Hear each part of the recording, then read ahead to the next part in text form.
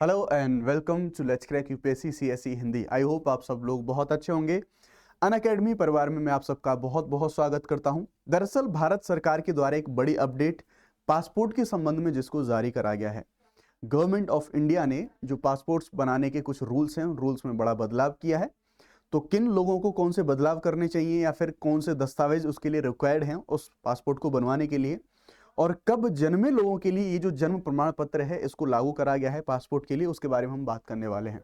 तो आप यहाँ पर आर्टिकल बहुत सारे न्यूज़ में ये सारी चीजें फ्लोट हो रही हैं, आप देख सकते हैं। भारत सरकार ने पासपोर्ट के नियमों को बदला है। अब इस दस्तावेज के बिना नहीं होगा आवेदन।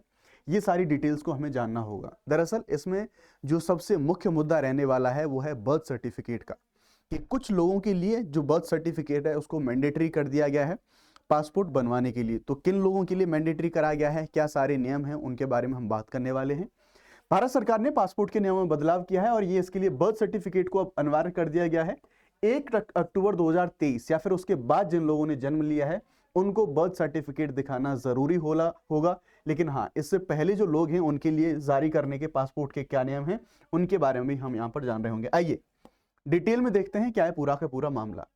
दरअसल केंद्र सरकार के द्वारा जो पासपोर्ट नियम हैं इनमें बदलाव किया जाता है। सारे रूल्स केंद्र सरकार के द्वारा ही बनाए जाते हैं। तो हम देखेंगे केंद्र सरकार ने पासपोर्ट बनवाने के नियमों में भी बदलाव किया है। नए नियमों के तहत अब बदलाव पासपोर्ट के लिए बर्थ सर्टिफिकेट है, इस बर्थ सर्टिफिकेट को प्रस्तुत करना अनिवार्य होगा। यानी कि मैंने जब बर्थ सर्टिफिकेट के लिए पहले वीडियो बनाया था तो उसमें भी मैंने बताया था कि बर्थ सर्टिफिकेट अब जितने भी, चाहे नागरिकता का मामला हो, गवर्नमेंट स्कीम्स हो, गवर्नमेंट पॉलिसीज हो, जितने भी सारे जो मेजर डॉक्यूमेंट होने वाले हैं उनके लिए सरकार ने बर्थ सर्टिफिकेट को अनिवार्य कर दिया है ऑलमोस्ट। तो यहाँ पर जो पासपोर्ट है, ये जो अवधि है वो समय पीरियड भी बता दिया गया है कि कब जन्मे लोगों के लिए ये जरूरी होगा कि बर्थ सर्टिफिकेट अगर आपके पास है तो ही आप पासपोर्ट को बनवा सकते हैं। केवल जन्म प्रमाण पत्र ही जन्म तिथि के लिए वैध प्रमाण होगा। यानी कि जब आप अपना जो आपका पासपोर्ट है वो पासपोर्ट बनवाने के लिए आपका जन्म कब हुआ है तो उसके लिए जो वैलिड डॉक्यूमेंट है उसे बर्थ सर्टिफिकेट को ही माना जाएगा। केंद्र सरकार ने सप्ताह की शुरुआत में भारत सरकार ने पासपोर्ट के जो नियम है एक महत्वपूर्ण संशोधन इनके द्वारा यहाँ पर ये करा गया है। लेकिन ये जो बर्थ सर्टिफिकेट की अनिवार्यता वाला मामला है ये किन लोगों पर नियम लागू नहीं होगा, आइए उसके बारे में भी जान लेते हैं। ध्यान रखेंगे कि पासपोर्ट बनवाने के लिए बर्थ सर्टिफिकेट उन लोगों के लिए आवश्यक नहीं है जिनका जन्म स्थिति से पहले हुआ है। वे पहले के जैसे ही ड्राइविंग लाइसेंस हुआ, स्कूल छोड़ने का प्रमाण पत्र हुआ, ट्रांसफर सर्टिफिकेट होता था, डॉक्यूमेंट देके पहले पासपोर्ट बना सकते थे। तो ये जो मेजर जो हम बात कर रहे हैं, जिस जो टाइम पीरियड है ये है 1 अक्टूबर 2023। इसको थ्रेशोल्ड का रखा गया है कि जिन लोगों का जन्म 1 अक्टूबर 2023 या फिर उसके बाद जन्म हुआ है उनके लिए बर्थ सर्टिफिकेट दिखाना जरूरी होगा पासपोर्ट के लिए। लेकिन इससे पहले जो जन्मे लोग हैं उनके लिए अगर पासपोर्ट बनवाना है तो उनको ऐसा कोई इश्यू होने वाला नहीं है। उनको पुराने डॉक्यूमेंट के आधार पर ही लोग अपना जो ये पासपोर्ट है पासपोर्ट बनवा सकते हैं। पासपोर्ट के आखिरी पन्ने पर कुछ और भी बदलाव हुए हैं, बर्थ सर्टिफिकेट के अलावा कुछ और जो बदलाव हुए हैं उनको देखें तो पासपोर्ट का जो लास्ट पेज होता है वहां पर आवासीय जो पता है वो आवासीय पता नहीं छापे जा सकेंगे अब, और जो इमिग्रेशन ऑफिसर्स हैं वो बार कोड स्कैन करके जानकारी प्राप्त कर पाएंगे। यानी कि जो पीछे बार कोड लगा होगा उसी में सारी जानकारी, जैसे उसको स्कैन करेंगे सारी जानकारी उनके पास आ जाएगी।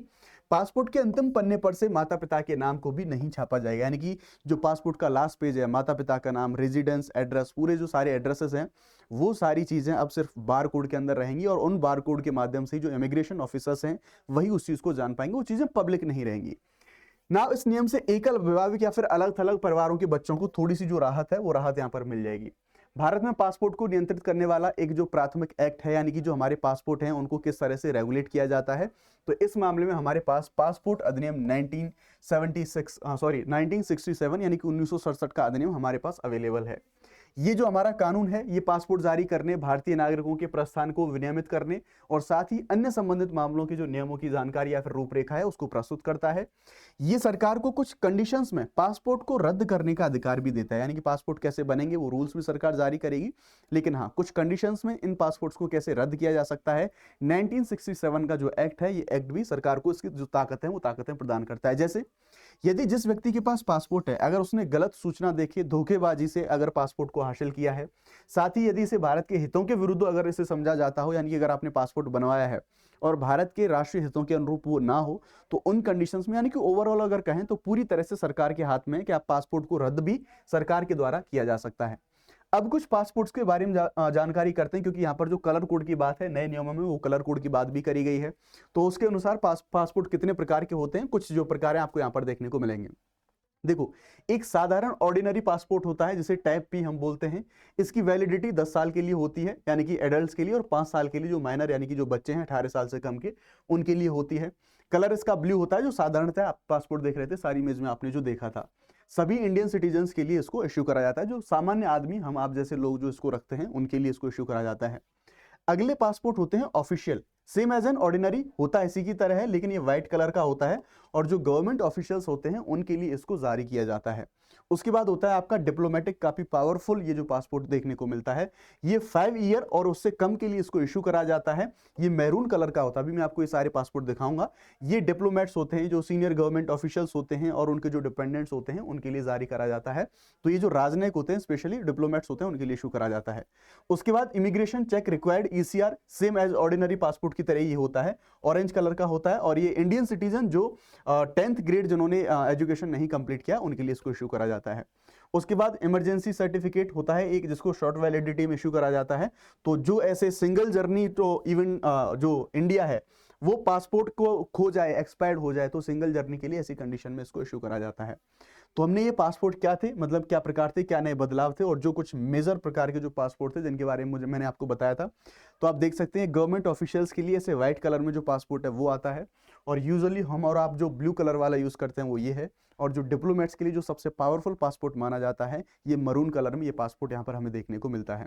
तो ये मेजर बदलाव थे, ये मेजर जो परिवर्तन थे कि बर्थ सर्टिफिकेट मेजर होने वाला है थ्रेशोल्ड डेट के बाद जो बच्चे पैदा होंगे उनके लिए, उससे पहले एज इट इज बनते रहेंगे। साथ ही अब नामों में परिवर्तन, जो माता पिता के नाम पीछे लिखे रहते थे, आवासीय पता पीछे लिखा रहता था, वो सारी चीजें आपको यहाँ पर देखने को नहीं मिलेंगी। तो ये सारी चीजें आपके लिए पासपोर्ट से संबंधित अभी सरकार ने जो नए नेम इशू करे हैं इनके बारे में हमने देख लिया। ना आप लोग यहाँ पर देखेंगे कि अगर आप लोग यूपीएससी सीएससी के लिए प्रिपेयर कर रहे हैं तो आपके लिए जरूरी सूचना ये है कि अनअकैडमी के द्वारा हमारे सभी प्लस कोर्सेज पर 60% का जो ऑफ है उसको यहाँ पे लाइव कर दिया गया है।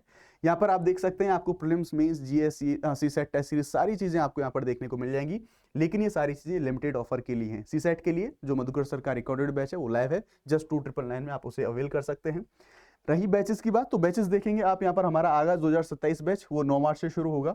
प्रारंभ ये हमारा ध्यान रखेंगे, ये हमारा हिंदी का बैच होने वाला है, और ये हिंदी का बैच 8 मार्च से शुरू हो रहा है। और ध्यान रखेंगे 8 मार्च से शुरू होगा ये बैच सीधा पॉलिटी से, Indian polity complete prelims main से ये शुरू होगा। इसको मैं ही शुरू करने वाला हूँ इस बैच को, तो हिंदी का हमारा ये बैच शुरू होने वाला है।